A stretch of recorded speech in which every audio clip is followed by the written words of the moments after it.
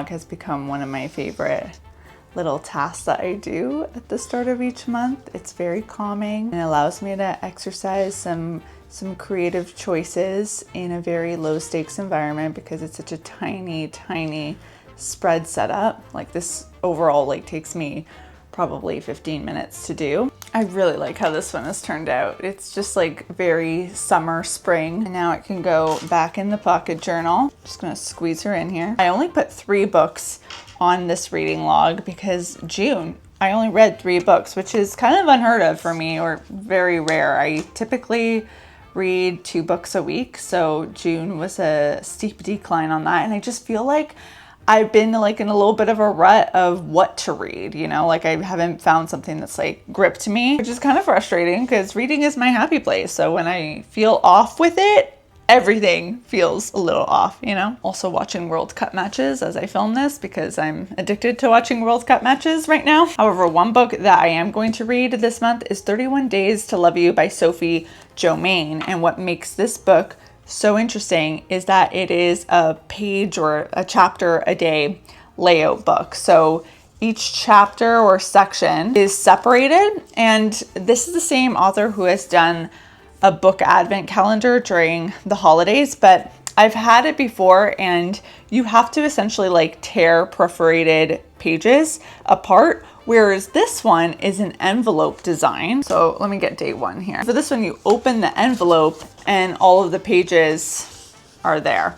Then when you're done, you can close it up and it keeps everything looking a lot cleaner because the one for the holidays looks rough with all the ripped page ends. So I'm excited. Imagine this, you find a letter crumpled up on a cafe table, you answer it even though it wasn't written to you. I'll have it linked in the description box below. I fully expect this to be super light and easy because that's what I felt like the holiday story was like, nothing too intense. So this is just a nice little way to start the day during the month of July. It's not specifically meant for July, but because it's 31 days, I'm oh, this is the perfect month to do something like this. God, it smells good too, which is always important with a physical book. So yeah, I'll do this one, but gotta tackle my summer reading list. I'm actually inclined less to go towards typical beach reads, light and fluffy stuff, and actually go more fantasy world building because I feel like it's been a while since I've dived into something like that. And maybe that's what I kind of need to reset the system. I don't know.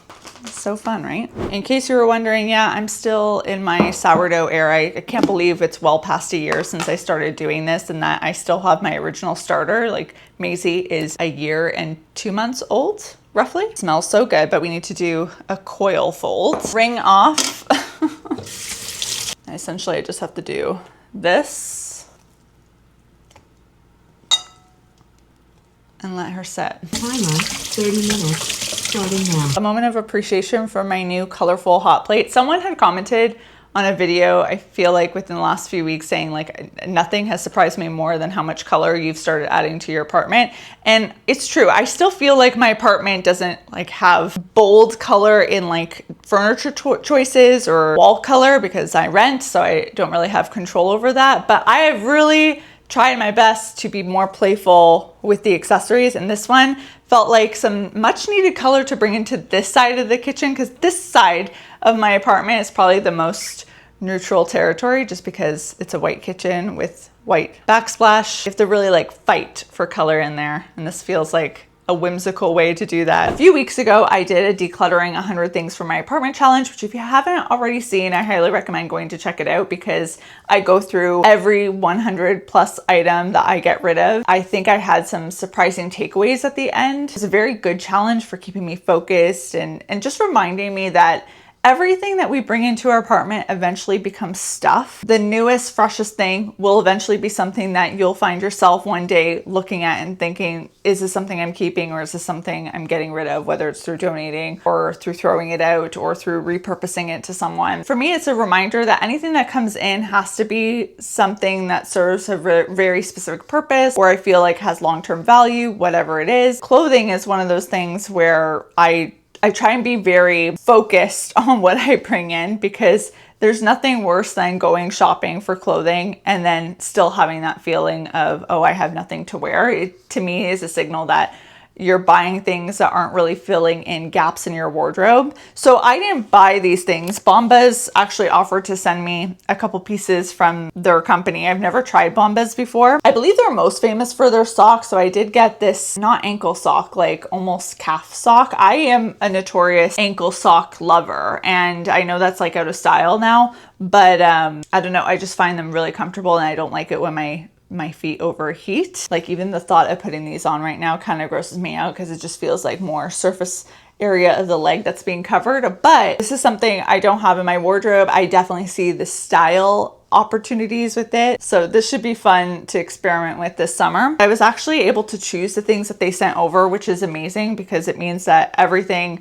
was chosen specifically because I actually could see myself using it, which it sucks when you're sent stuff that you know might not work for you. Especially with clothing, sizing can be really weird. But one thing I was really drawn to was this black tank. It seems like a basic black tank, it is, but it has a built-in bra in it, which I don't have in my closet. I don't have a black tank in my closet, and I really like the idea of being able to go braless because when it's super hot, just that extra layer feels offensive. It's just like, get it off. So I'm very pumped about this. I also got this 100% cotton t-shirt. Now this is quite oversized. I don't know if it's like the boyfriend oversized fit. Relaxed SS Crew in soft white. Now I do own white t-shirts, but most of them either have graphics on them or my plain white tees that would be equivalent to this are more fitted. But I don't have anything that's like oversized that would work, I think, as something even in the summer that I'd be comfortable wearing, pairing with shorts and some sneakers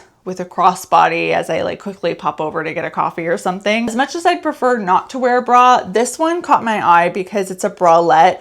It is completely wireless. It actually doesn't even really have a lot of structure in the cup, so it just feels super minimal. It doesn't add a lot of bulk, but it has a clasp. And I have some bralettes in my closet right now that maybe would achieve similar results, but they don't have clasps on them.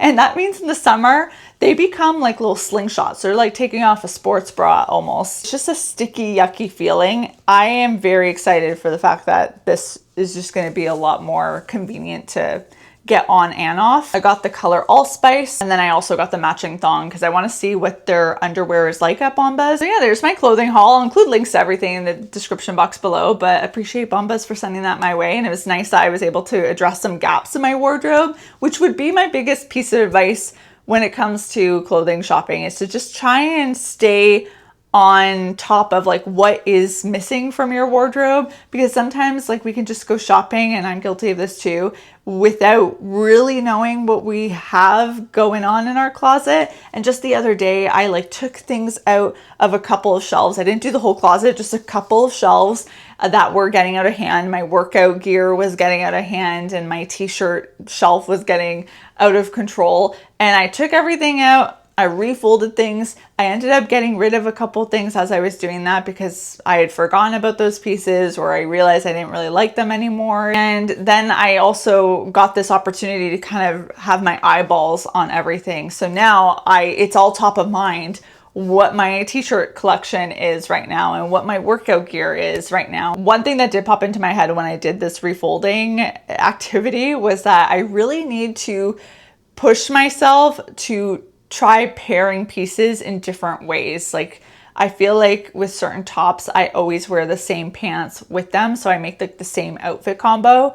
But maybe it's harder to do in the summer because I wear a lot of dresses, so there's not a lot of like combos to play with. But maybe this fall and winter, I really need to try having some sort of challenge there where I'm like forcing myself to wear new outfit combos for like an entire month and see what new fits I put together just by doing that as a concept. Because yeah, I think we can fall into outfit combo ruts, right? Or at least I hope I'm not the only one guilty of that. I'm sure I'm not. Lizzie McGuire, you are an outfit repeater, and I am a proud outfit repeater. Could not be more unimpressed. I just accidentally deleted my whole dinner making sequence. I'm in comfy clothes, and I just added an egg, 2 fried eggs, to a chickpea salad that I made yesterday, and I was just talking about before I deleted the footage accidentally. One of my favorite things is when I combine a cold pasta salad or a chickpea salad like this and add a hot egg. Like there's something about those combos of temperatures with ingredients combined with like a marinated salad of some sort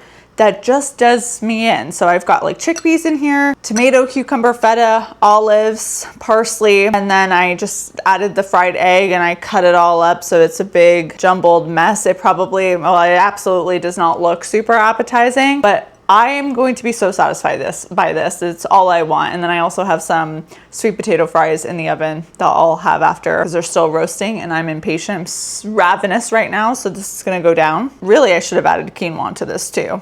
That's what I usually do, quinoa and chickpeas. Maybe that's why the visual is throwing me off a bit. But like a salad like this or a jumble mix of ingredients like this, that's what a salad is, right? Just a mix of ingredients. It just hits a spot and I didn't have to get too hot in the kitchen cooking because when it's a heat warning, I just don't want to have a couple frying pans going, adding more heat to the apartment. So anyways, let me give this a little taste test, see if I actually do like this.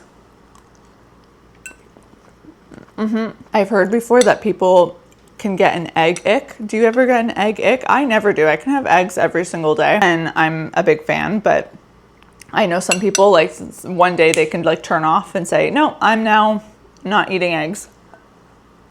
You know what's more depressing than having a plant die on you? Having the dead plant around so you can be faced with your inadequacies day after day after day. And it's for sure dead. I thought maybe there was potential that something's growing, but people on Instagram told me that if I scratched the bark and there was green, it meant that it was alive, but if it was not green, then it was time to say goodbye. And when I did that, a branch fully snapped off. It is so dry. This thing is dead. Stick can come out. Oh, wow.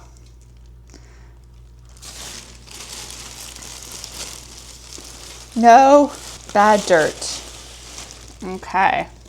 That can be cleaned. I really hope there's not a bug in here. No bug. Yeah. Oh, this is so upsetting. RIP. The real question is, am I going to clean this now? I should.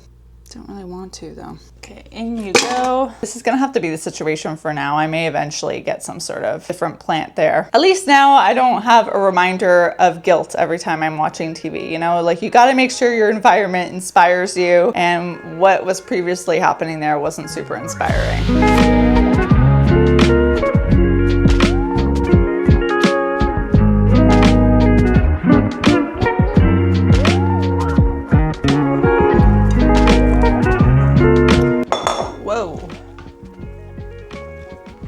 There's no reason for that.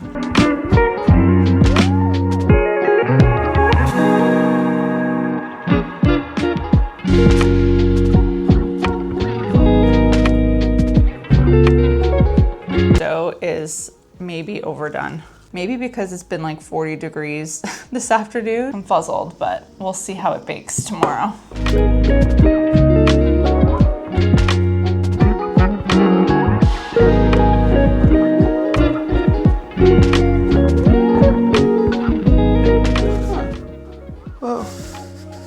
A big knot?